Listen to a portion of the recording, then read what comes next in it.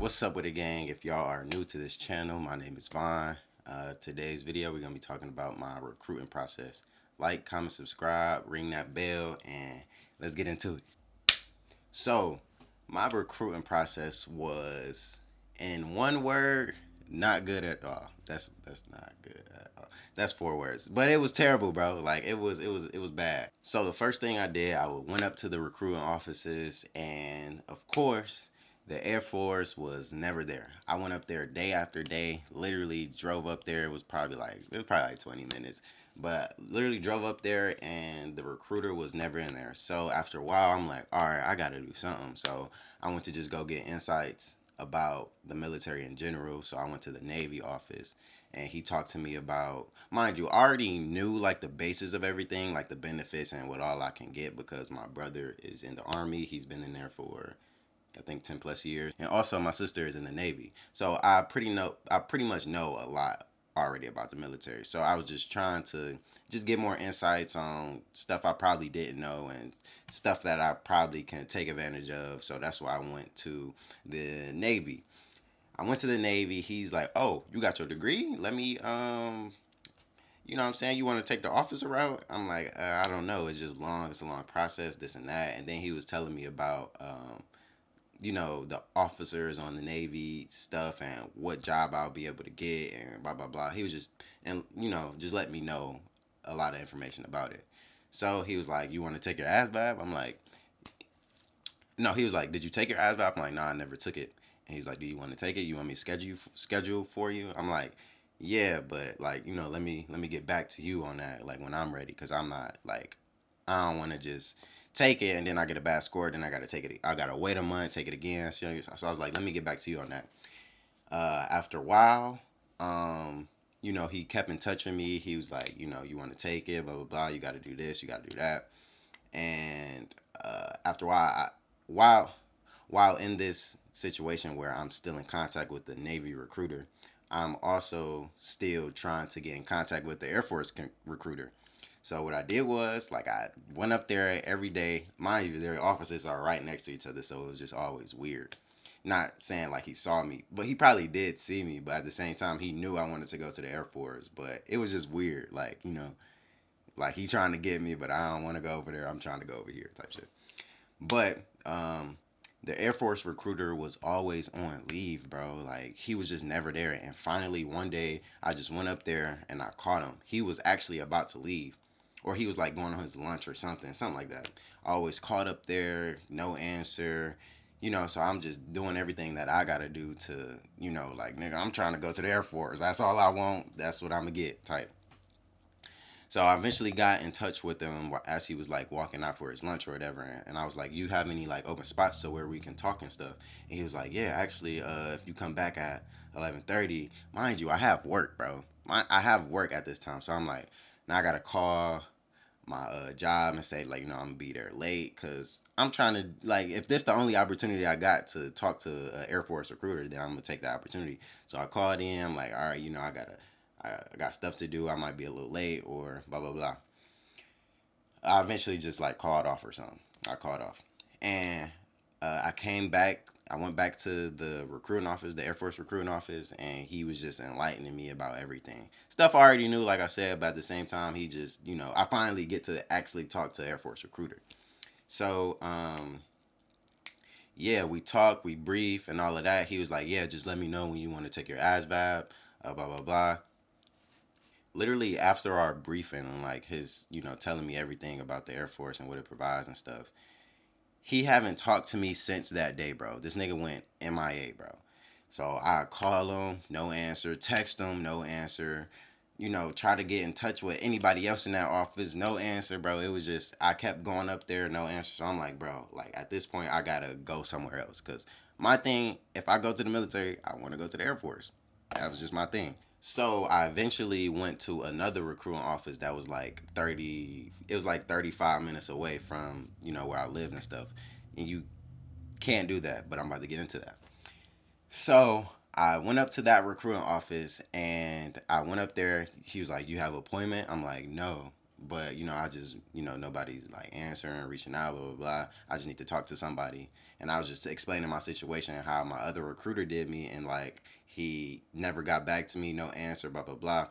And they was like, yeah, just set up an appointment and we'll get back to you. So I did that. I'm like, all right, bro, like it's about to be the same thing over again. Oh, actually, let me rewind. So the first time I go up there, he's like, "Yeah, you're not allowed to go to a recruiting office that's outside your zip code." So I'm like, "Bro, are you serious? Like, are you kidding me? Like, I gotta go back and try to get in touch with this dude." So weeks go after, and then I went back again because I'm like, "Bro, like nothing is happening. He's not getting in touch with me. Is there something that y'all can do?" So I go back up to that same recruiting office, and he's like, "Yeah, do you have an appointment with anybody?" I'm like, "No," and he was like, "Yeah, the contact numbers are outside on the door if you want to, uh, get in touch with anybody." So I'm like, "Okay, bro." Like at this point, I just took a picture. I called each one, no answer. Literally nobody answered. It's like three or four recruiters on the door that answered because he was like, I don't know. I don't know why he couldn't do it. I don't know.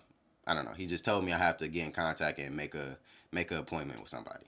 I think he actually referred me to somebody specifically, but I took everybody number down and I called each one. So I call them, no answer, nobody answers, blah blah blah. So as I'm walking out, I see a recruiter going into the office, and I'm like, "Are you an Air Force recruiter?" He was like, "Yeah," and I'm like, "Are you Sergeant such and such?" And she was like, "Yeah," and I'm like, "I just called you," and he was like, "Okay." She was like, "Okay, yeah, I actually did, but I wasn't in the office yet, so I couldn't answer. I don't. She basically don't do work outside of her hours. She ain't at work yet, so she ain't, blah blah. She ain't answer or whatever. So it makes sense. So I was like, I started explaining my situation. Like, I'm trying to get into the Air Force, but no recruiter is trying to get back to me, blah, blah, blah, this and that. I was just telling everything, the whole rundown of how the other recruiter was treating me and all that. This is why I literally got my window down in my car and I'm talking to her as she's like going into work. So it ain't like this is like a setting where we're like literally talking. It's just like I got my window down, speaking outside the window, and she's like, just give me the information stuff. She's like, yeah, just take my number or shoot me a text, shoot me your name, and a bunch of other information, and I'll get back to you. So finally, she ends up getting back to me, bro, and I'm like, thank you, bro, like finally, bro. And she was kind of like, I wouldn't say wishy washy, but she was definitely like she was way better than the other recruiter. So I'm blessed to have her as my recruiter. But at the same time, it was kind of like the same thing in the beginning where she was on leave or she wasn't getting back to me or like just other stuff. But as I see now in Texas, this is where my recruiting office was at. In Texas, it's a bunch of people. So it's like I understand that now, but in the moment I'm like, bro, like these recruiters ain't shit, bro. Like, what is going on? Like, do I gotta go to the army? Like, do I gotta go to the navy? Like, so I'm going through this process or whatever, and eventually I'm just being patient, bro. I'm like, like it's gonna work out. It's all gonna work out. And she ends up getting back to me. I end up, we end up actually going. But my bad. I end up actually going in to talk to her, and we just brief about everything, just everything that I need to know. She like, all right, when do you want to schedule your ASVAB? I'm like, give me such and such, such and such. I think I said, give me like 2 or 3 weeks so I can actually study and be on my P's and Q's for the test. Because I'm not trying to take it multiple. I'm not trying to keep taking the test. So boom, I end up taking my test. She ended up doing everything for me, like all of my paperwork and stuff, and put me in the system and all of that stuff. So now I'm secured now. Like now, all right, I got my recruiter. I'm cool. Like I'm good. So I take my ASVAB. I got a 56 on my test, which isn't that great, but it's enough to get like you passed, you get some jobs and stuff. It's enough to get a decent job, which I was cool with. I didn't get the job that I want. I wanted public affairs because me myself in the civilian world, I'm a photographer. And I was like, that will go hand in hand. Like I can do photography work in the military, but you gotta have like a crazy score. I think it's like a 70, 74. I got a 56, so you had to have like a 70 something. And I'm like, do I want to take this again? Like, no, I'm like, nah, it ain't.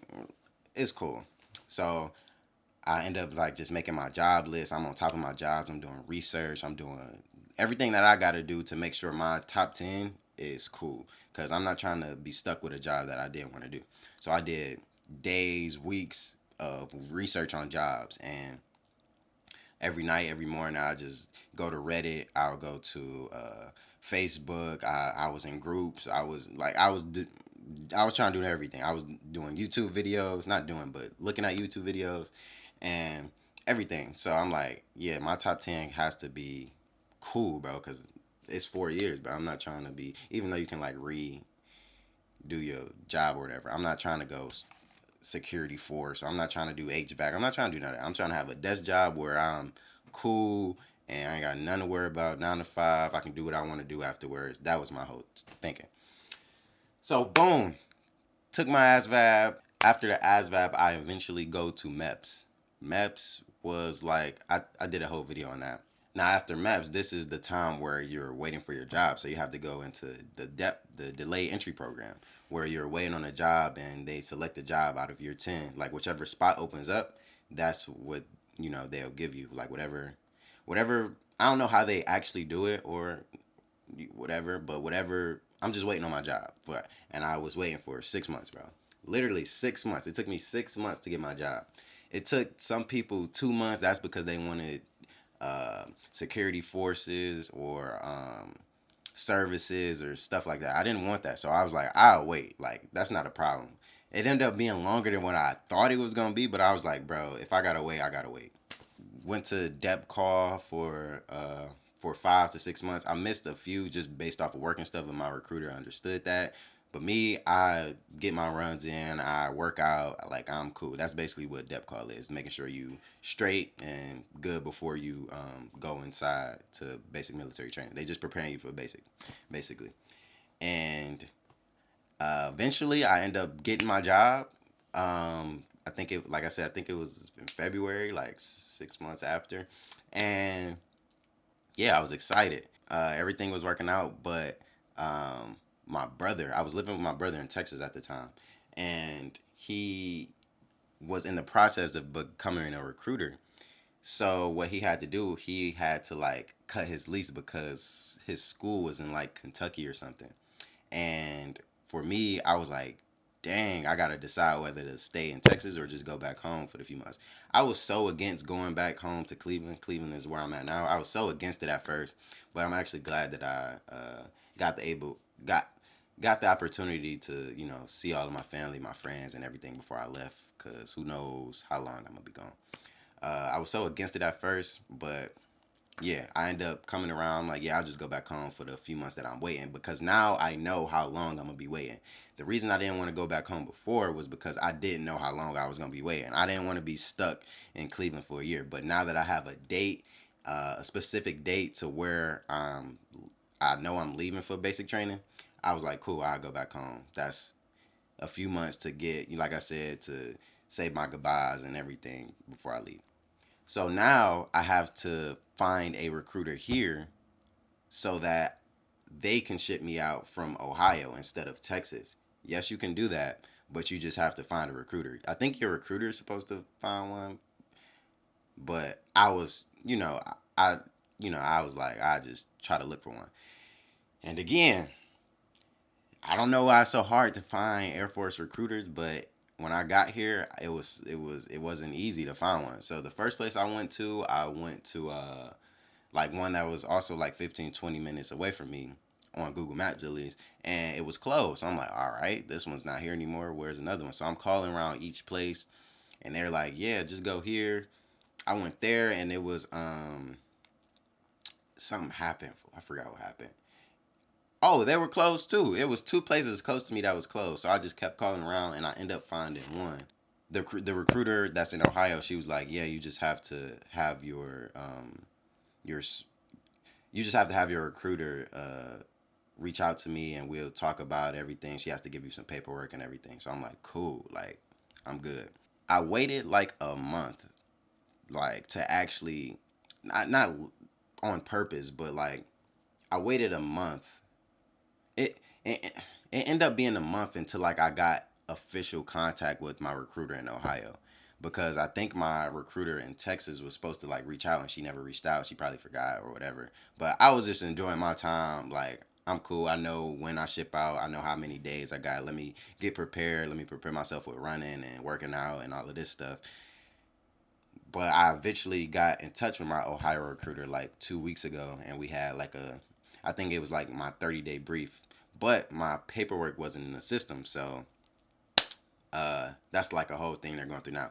But I do have my next briefing tomorrow. Actually, I have my next briefing tomorrow, and we're just going to talk about, I guess, like how I ship out, when I ship out, the paperwork I need, blah blah blah. Just everything I got to do before I leave, type. And yeah, so that was my recruiting experience. I'm sure a lot of people have had similar experiences with the Air Force in general. But yeah, if you guys want to share your experiences, comment below. You don't have to like give me like a whole thing. Just if you've been through the same thing, just let me know, because I personally feel like I had the worst experience ever, but I know that's not true. Because eventually everything worked out. It probably didn't work out for some people. Some people probably was like, I can't take it no more. I'm about to go to the army. It's just a lot of scenarios where, you know, I say a lot. I just realized that, but that's not the point. But hope you guys enjoyed the video. Like I said, my name is Vaughn. Just hit that subscribe button if you're messing with me, man. Like, comment, ring that bell, man. And yeah, I'm gonna see y'all in the next one. What is fun?